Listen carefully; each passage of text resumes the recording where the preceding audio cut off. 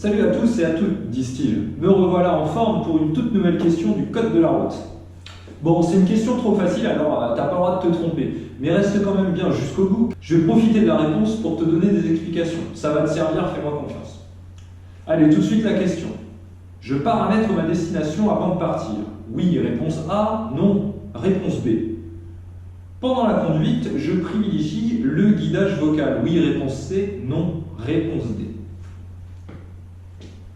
Bon, ici, l'idée, c'est de bien te sensibiliser au risque de l'utilisation du GPS.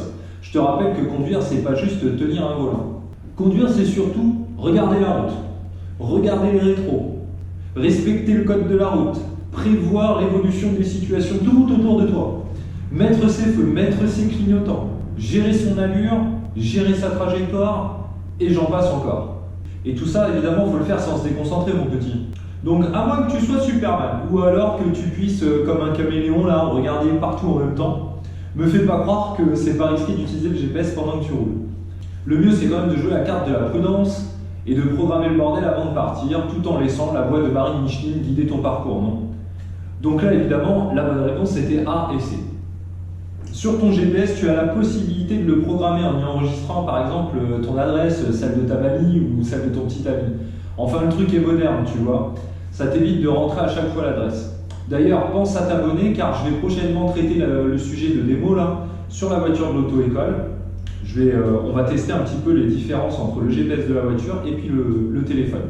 Abonne-toi et tu pourras voir la vidéo.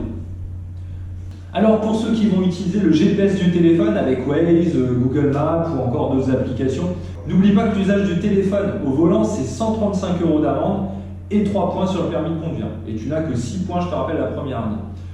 Donc tu rentres ton adresse avant de partir, tu le poses sur le support de ton téléphone, sur le pare-brise, pas au milieu du pare-brise parce qu'il faut quand même regarder la route, et tu oublies tout de suite l'idée de répondre au téléphone, ou encore pire, de regarder Netflix pendant que tu pars à ton rendez-vous. Et si je te dis ça, c'est parce que je l'ai déjà vu.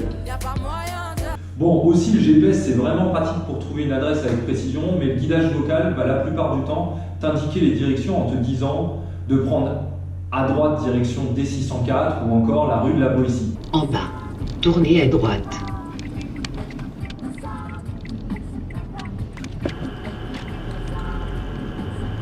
J'ai dit à droite, putain merde.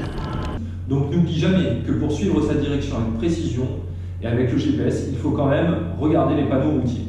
On faisait comment avant? N'oublie pas de regarder les panneaux pour savoir où tu es et où tu vas. Tu as maintenant plus de connaissances pour trouver ton chemin vers la voie de la réussite. Laisse-moi des commentaires et surtout abonne-toi ou mets-toi sur les réseaux sociaux comme Facebook ou Insta pour être au courant. Je te dis à très vite, salut!